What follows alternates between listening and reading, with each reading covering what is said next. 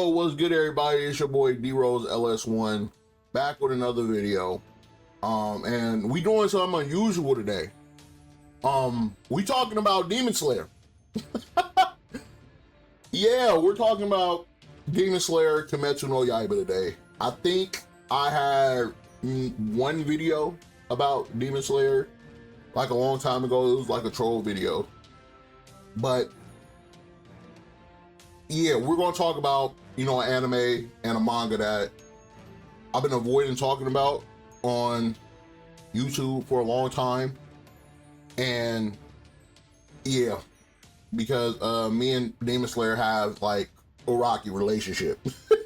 if we want to say that, especially like me, communicating and talking to like people I know and people I'm friends with, they turn me to Demon Slayer hater. And yes, I did a video a long time ago talking about like animes is better than Demon Slayer, but that was more like a troll video. I don't honestly think some of them animes are better than Demon Slayer. I think like 70% is, not 30. Not the other 30 though. But yeah, I want to revisit Demon Slayer to see if I was being too harsh on it, because if you guys do not know, back in the day, I was a big Demon Slayer fan. I was a big Kimetsu no Yaiba fan. When the anime had first dropped in 2019, and I was watching that shit, and then after when the first season had ended, and then I transitioned to reading the manga like weekly, I read it from the beginning to the end. I read it from the beginning to the end. And so my emotions is, I feel like a little bit, deeper to how I feel when I was reading like most of this shit, like from a week to week basis. Like when it was, the Hashira training arc and the Infinity Castle, like that period of time where that was happening and the manga was actually concluding. I was there to witness all this shit happen. I witnessed all this shit happen 5, almost 6 years ago, where, now people are watching the movies and shit, and they just now seeing like stuff that is going on the surface. So I feel like I was being a little too harsh. So I rewatched all of the Demon Slayer anime. I did not watch the Hashira training or the Swordsmith Village arc. Previously, those were the two arcs I did not watch in the anime. I did read it though, like a long time, like 5 years ago. I did read it. I read the whole thing of that arc, and I just wanted to revisit to see like if my feelings changed, if I was being too harsh, is there things that I still like about Demon Slayer that I love? Because there was a period of time where there was one point where Demon Slayer hit me to where like, oh man, I love the show. And then there was one point where like, oh man, this show, I might have been overrating this show a little bit too much. But I watched all of it now, and I just watched the movie. Like last night, I watched the movie. I watched the Infinity Castle movie. So I'm gonna be reviewing all of Kimetsu no Yaiba, the anime portion and the movie portion, because there's still 2 more movies that's supposed to be coming out, and that's the conclusion of Demon Slayer Kimetsu no Yaiba. But first, we're gonna talk about, season 1. All right, season 1. I don't really got too much to say about season 1, like to be honest. It's been said enough. This season has put, Demon Slayer on the map. I feel like I do have a little bit of fatigue with it, because I have watched season 1 so many times, bro. I watched when it first came out, I watched the English version. I mean, not the English, the Japanese version week to week. And then when the English dub came out, I watched that whole thing. And then when Mugen Train was finna come out, the movie, I had watched the Japanese and English version both again before I watched Mugen Train. So season 1, you know, it did, watching it again, I did feel it started off slow, but that was like the first 3 episodes where they're like introducing, you know, Tanjiro and the family aspect, and when his family get murdered by Muzan, and then when he gets trained, and then he goes to the final selection, and he fights the demon with the Sabito, and the Sabito revealed that they had already been dead when they were training them.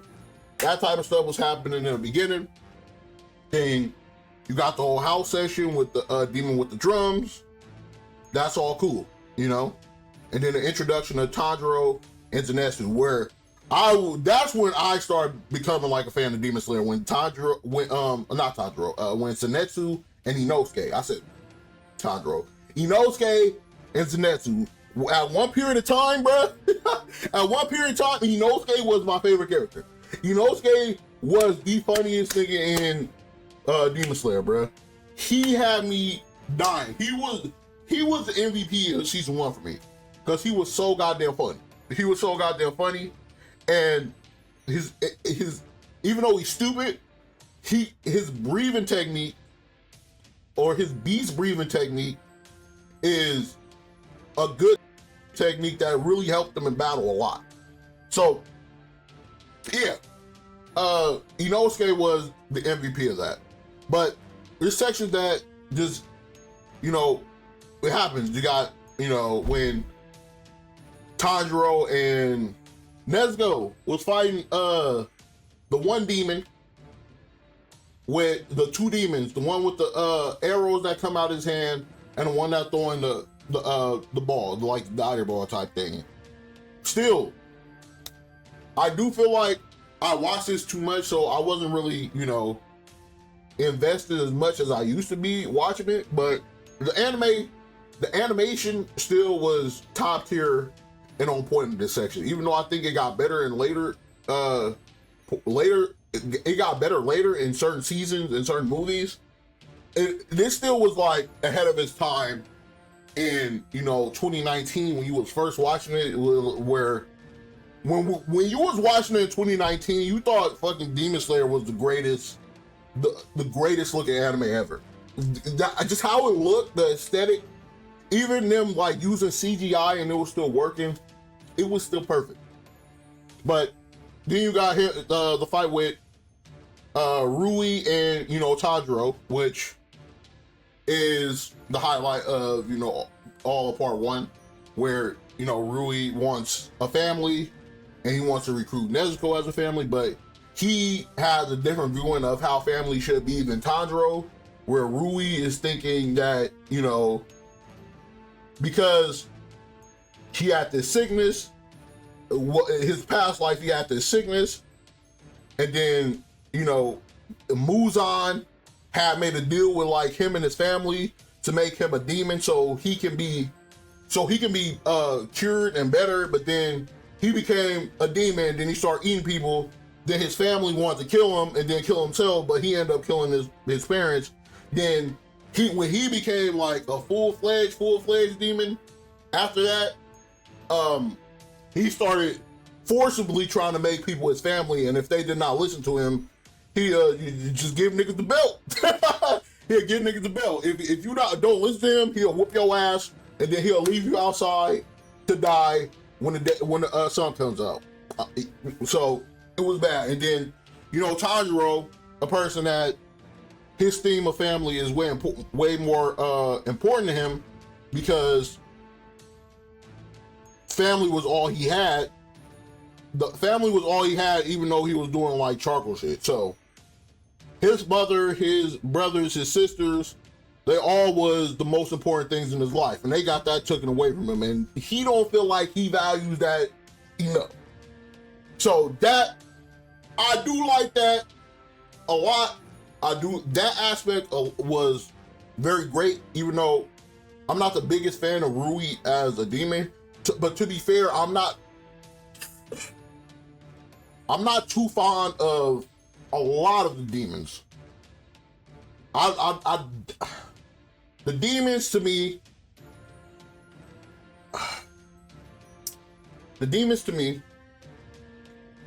there are some that are incredible. There are some that are incredible, and there are some that are fucking garbage, and then there are some that are good, but the way that they write them, it feels repetitive to where I'm not gonna say all, but some, because somebody's gonna point out, oh well, you know, Inma or fucking the fifth upper demon, they didn't have like tragic backstory. Well,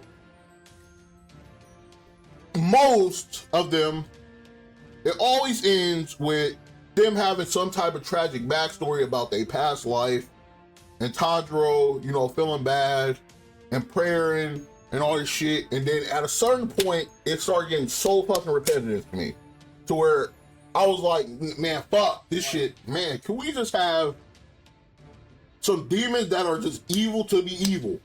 Like, and they have like, and I'm talking about main ones, not the fucking little fodder fucking niggas that Tanjiro in them one shot in the beginning and shit, or like as they traveling.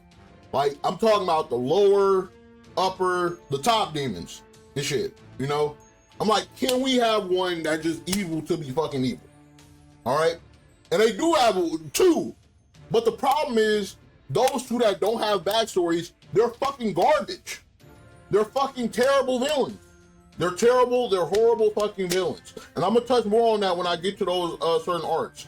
When they don't, when they try to have like a demon that is evil to be evil, it's like they don't know how to write them to be just be evil. Like, they don't know how to write a villain to be like a Frieza or, you know, a Doflamingo. They don't know how to, the author don't know how to write that type of certain character. She knows how to write a certain archetype of a demon, where they do a bunch of bad shit, they kill a bunch of humans, they kill an important character, then once they're about to lose, they start having flashes of their life before them, and then when they die, they have a flashback of a tragic moment that went on, and then they bring it forward to the moment where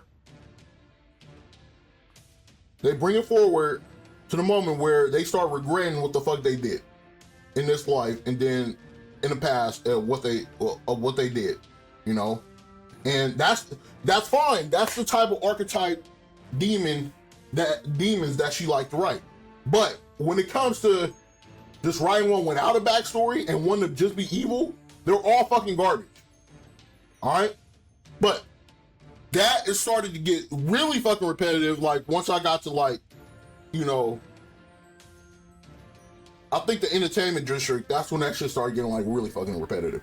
But right here, when this happened, this was still fresh and new, so this was good.